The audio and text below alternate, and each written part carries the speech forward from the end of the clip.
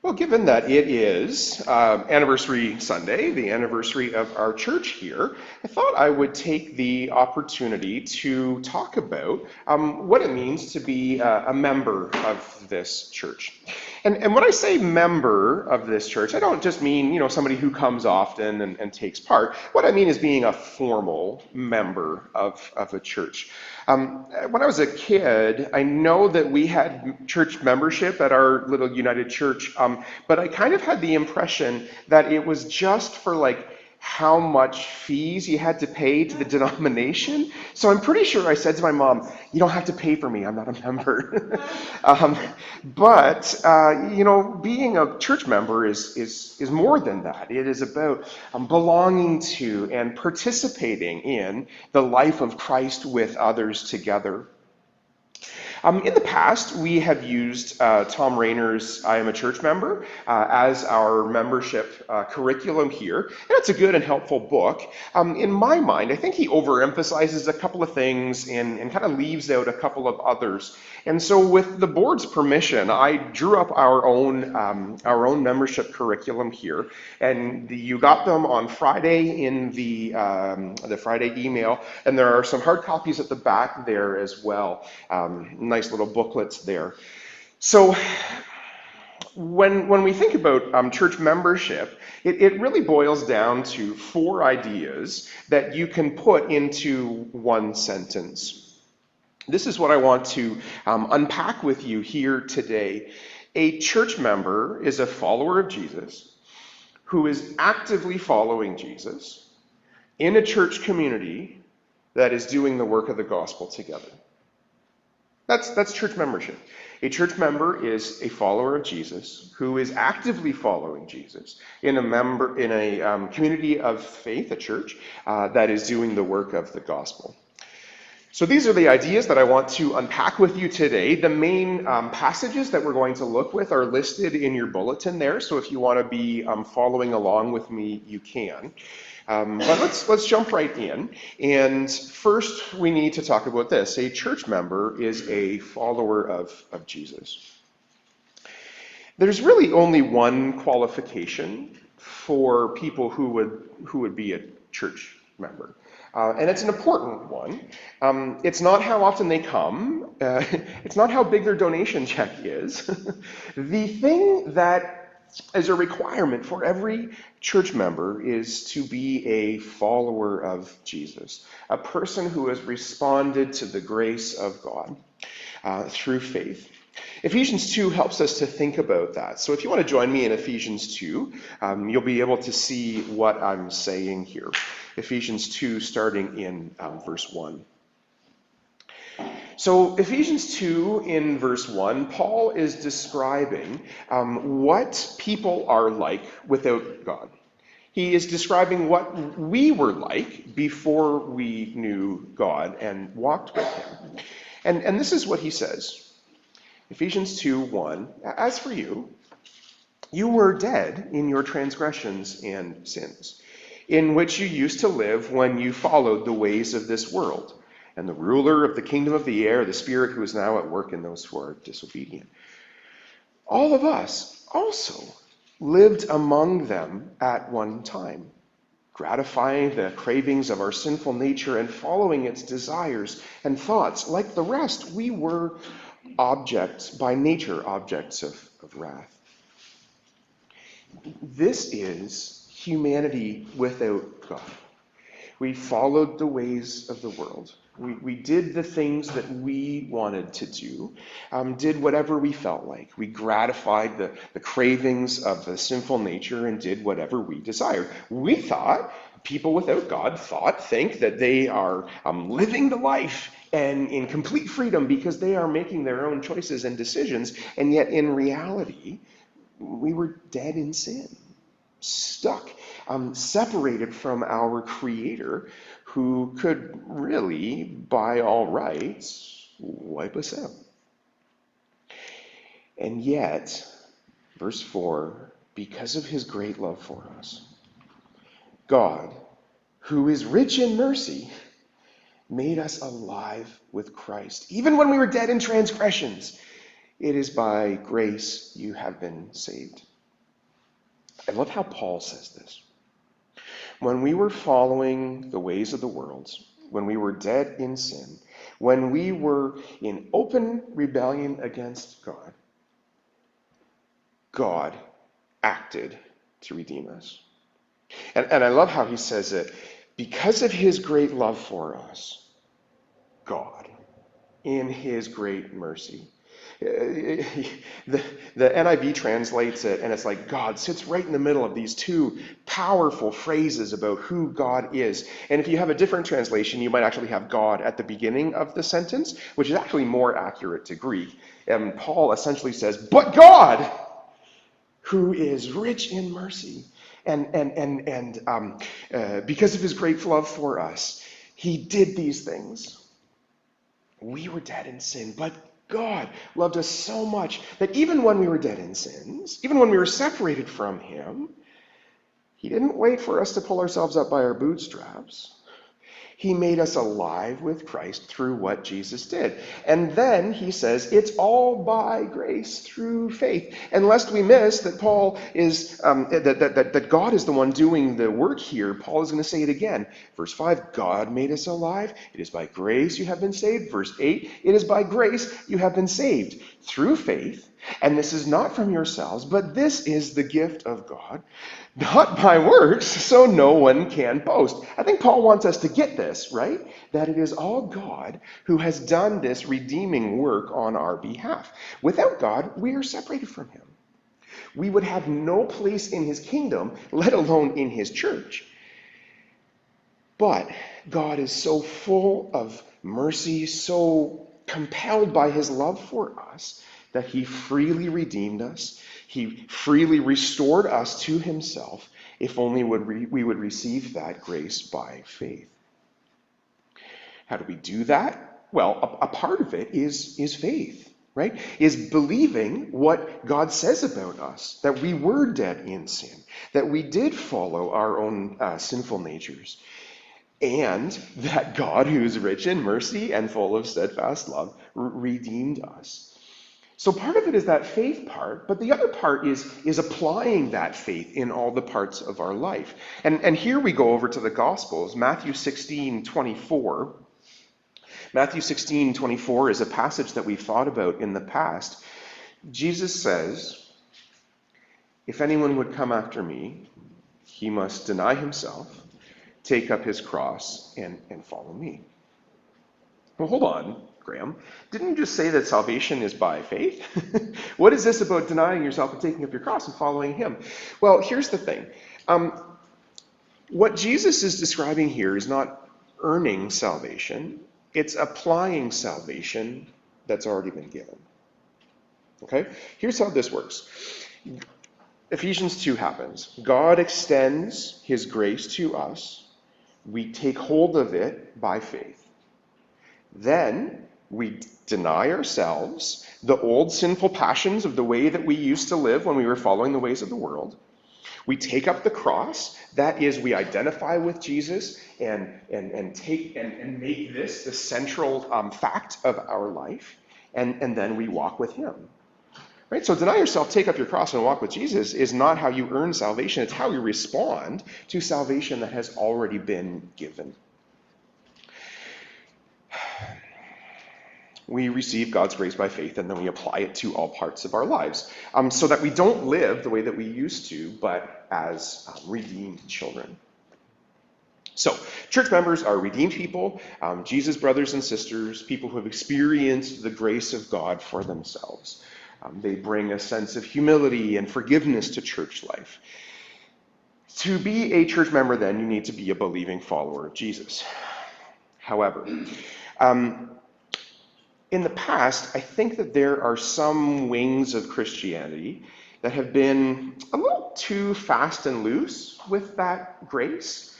Like they've kind of had the sense of, well, if it doesn't matter what you do and God does all the saving, then, say the sinner's prayer, say, Lord, have mercy on me, a sinner, and then you're all good. You get to go to heaven no matter what.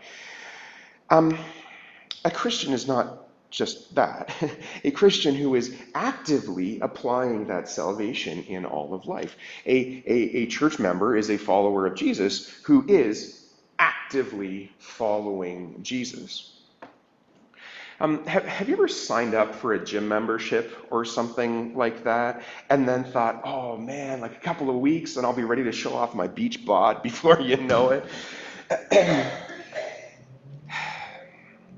I'll get my workout on and I'll be a hunk before you know it. Right, hon?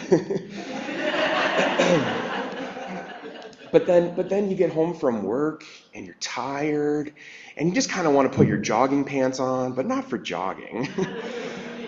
Right? You are technically a member of that gym. You've paid your fees, you've got your name on the list, but are you going to see any benefit from it? No. You need to put in the work. You need to be active about it. And that's just as true for Christians as it is for gym members. Being a Christian is not having your salvation ticket punched. It is sort of that, but also living in light of it, living out that salvation life every step of the way. A church member needs to be actively following Jesus in order to be effective. We saw this a couple of weeks ago. Remember 2 Peter? 2 Peter chapter 1. 2 Peter 1:3, Peter says to us, you have everything you need. God has given you everything that you need to live a holy and godly life. And so he says, verse 5, for this very reason, because God has given you everything you needed to succeed, make every effort to add to your faith goodness, and to goodness knowledge, and to knowledge self-control, and to self-control perseverance, and to perseverance brotherly godliness, and brotherly kindness, and love. Peter says, if you are a follower of Jesus, actively invest in your faith. Cultivate that faith so that it becomes character in the way that you live. And then verse 8, he says, if you possess these qualities in increasing measure, they will keep you from being unfruitful and ineffective as a follower of Jesus. Flip that around and it says this, if you are possessing these qualities in increasing measure, then you will be effective and productive in your faith. And that's what we want, right? As members of Jesus' church, we want to be actively following Jesus in daily life. In fact, I am absolutely convinced that this is how this church grows. Each and every one of us is spending time in prayer, reading the Bible together, listening to what it is God is calling us to, responding to that in obedience in our daily lives, putting that into action, and then doing that together so that we see God build the church from the bottom up. A church member then is a follower of Jesus who is actively following Jesus in the context of community. Again, when I was younger, I really thought that I could be, sort of a lone wolf Christian. I didn't need anybody else. I didn't need their drama. Me and Jesus, right? You don't get between me and my Lord. That was so wrong. It was sort of like trying to be a soccer team with one player. Like it doesn't work that way. In reality, I was missing out on one of the most important parts of discipleship and sanctification that God has put before us as believers. I needed people to help me, right? Proverbs 27:17, as iron sharpens iron, so one believer sharpens another. I thought I was good on my own, but in reality, I needed other Christians to support me and to strengthen me. I needed other Christians to call me on my garbage and to say, whoa, hold on with that theological perspective. That's a little off there, Graham. This is how God intended it to work. He didn't just save us out of sin. He saved us into a community of faith that would support each other as they walk in the light of God, avoiding that old way of being. So a church member is a follower of Jesus who is actively following Jesus in a church community, which means a few things. First, we make coming to church a priority. Because it's not just what I say on a Sunday morning that's helpful to you, it's those intangible, unplanned interactions that you have with people that sharpen your faith, that strengthen each other. You hear what's going on in another person's life and how God is helping them in it, or you pray for them, and that builds you up. I I have to admit that, like, if I think back 20 years ago to when I was in France, I went to an English-speaking church in France for, I don't know, 3 months. Um, I don't know if I'm ashamed to say, or if this is just what should be expected. I don't remember a single message that pastor preached in France, but I remember every single act of kindness that people in that church showed to me. Right? I couldn't tell you necessarily what the preacher said, but I experienced the love and grace and strength of God in the way that people in the pews prayed for me or supported me or gave me a place to live for 2 weeks for free. You know, church members support each other in those kinds of ways. Second, we have a role to play. So come to church too. We have a role to play in this community. Romans 12, 1 Corinthians 12, Ephesians 4. Again and again, Paul says, you have a part here. All of us have a part here. You've got a role to play. You've got gifts to play. It's important for you to be able to use all of these gifts. Maybe you're an encourager. Maybe you are good at organization. Maybe you're a good speaker. Maybe you're a good helper. You're a behind-the-scenes kind of person. Whatever it is, all of you have been given gifts to be able to use to build one another up for the benefit of the church. I remember way back 8 years ago, I don't know if Everett or Joyce, so you'll remember this, in my epic 4-hour interview here, I remember saying at one point, making a joke about holding up a sign like this and saying, do you remember me saying this, Joyce? No? Yeah. Do you get it? No loafers.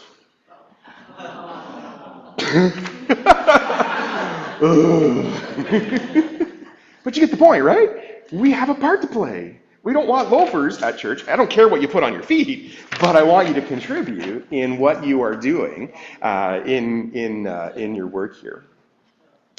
Third, we make Jesus' example of humility the guiding principle for our community. Right? I mean, look around at each other. We come from all different places. We come from different jobs and professions and parts of town. We come from all different walks of life. In theory, we would not gather together as a group of people. In theory, we wouldn't even work as a group of people. But it does, because we are all committed to living the way that Jesus did, which you see in Philippians 2. Philippians 2:5, Paul says, listen, let this be your attitude, the same as Jesus Christ, who was in very nature God, did not count equality with God something to be grasped, but made himself nothing, taking the very nature of a servant, being made in human likeness, and being found in appearance as a man, he humbled himself and became obedient, even obedient to death on a cross. Jesus did that for us, acted in that kind of humble way. And so that becomes the guiding principle for each of us as followers of Jesus, as we follow in the community. That means we look not only to our own interests, but also to the interests of others. We make some sacrifices in terms of our preferences for music or decor or whatever, knowing that that is going to build up other people in the church with the understanding that they're going to be doing the same for us as well. We treat one another in church community with the same humility and self-sacrificing love that Jesus showed to us on the cross. So, can you say with me? A church member is a follower of Jesus who is what? Actively following Jesus in a church community. Good. The fourth part, a church member is a follower of Jesus, actively following Jesus in church community that is doing the work of the gospel. This, I think, is somewhere that some churches stumble, right? They're following Jesus. They gather for church on Sunday morning, and yet they're not really doing anything to advance the kingdom of God. Right? They have intentionally or not turned church into a social gathering, into a nice opportunity to gather with people who are like them and their friends. I remember I remember some years ago having a conversation with somebody that I grew up with, and she said, I would really love for my kids to have a nice community like the church to grow up in, but I don't really care about any of the spiritual stuff. I agree that church is a lovely place for children to grow up in. Oh, that more people would have that kind of attitude. But if you take the spiritual part out of the church, then you have nothing, then you have just a community group. And community groups are fine. Community groups are good. They do good and important work in the community. But Rotary isn't going to take the message of sin and forgiveness into the world. 4-H is not going to share the gospel, nor should they. That's our job. The church uniquely has been given the responsibility of going out into the world to free people from the shackles of sin and to give people a chance to experience the love of God for themselves. That's what Jesus said when he went back into heaven. He's like, church, you have one job. Go make disciples of all the nations, baptizing them in the name of the Father and the Son and the Holy Spirit, and teaching them to obey everything that I have commanded you. And know that I am with you until the end of the age. That's job number one for us as a church. Help people to know Jesus, to grow in their relationship with him, to go out into the world and let people know about who he is. A church member will always be thinking, okay, what are we doing as a church? What are we already doing? And how can we use that to accomplish that goal of making disciples of all the nations? What is it that we are doing as a church? And are we doing it in a way that sets us apart from any other secular organization? We may not be a big church, but we can have a big impact when we keep Jesus front and center in our mission. So, a church member is a follower of Jesus who is actively following Jesus in a church community that is doing the work of the gospel. So, church member. Let's just think about this real quick in practical terms. First, if you are a church member, are you a follower of Jesus? Right? Have you turned from grace and turn from grace? Please don't turn from grace. Please to turn from sin, receive the grace of God, and believe. If you are already a church member with whom I have talked, or with whom George has talked, or with whom John has talked, or someone before even, then I assume that that's true, that you are a follower of Jesus. So next question, are you actively following Jesus? Are you intentional about your growth as a believer, not just coming to church on a Sunday morning, but investing in your faith and growing it day after day? Third, if you are a church member, are you following Jesus in a community of faith? Right? Is church a priority? Are you looking for ways to serve and to pray for other members of the community? I think it would be great. Oftentimes on Saturday night, I'll pray with the kids. Help us prepare our hearts and be ready to learn from you tomorrow at church. It strikes me that I should really be praying too, Lord, help me to be a blessing to people who are at church tomorrow, right? Not just, Lord, bless me, but help me to be a blessing to others as well. And finally, as church members, are we thinking about how we can leverage what we do for the benefit of the gospel? Are we intentionally communicating the love of God and the grace of God through the activities that we do at the church? Those are good questions to ask. A church member is a follower of Jesus who is actively following Jesus in the church community, doing the work of the gospel together. As we wrap this up, I think it's important to come back to the truth upon which all of this is built. that makes us church members in the first place. None of us would be here, all of this would be moot, unless Jesus laid down his life to redeem his sheep, and he did. So we are here this morning to celebrate Jesus' sacrifice that saved each of us individually from sin and brought us into this community of faith so that we would grow together as we follow him together. So let's take a minute now to prepare our hearts as we come to the table. Shelley, will you come play? Thank you.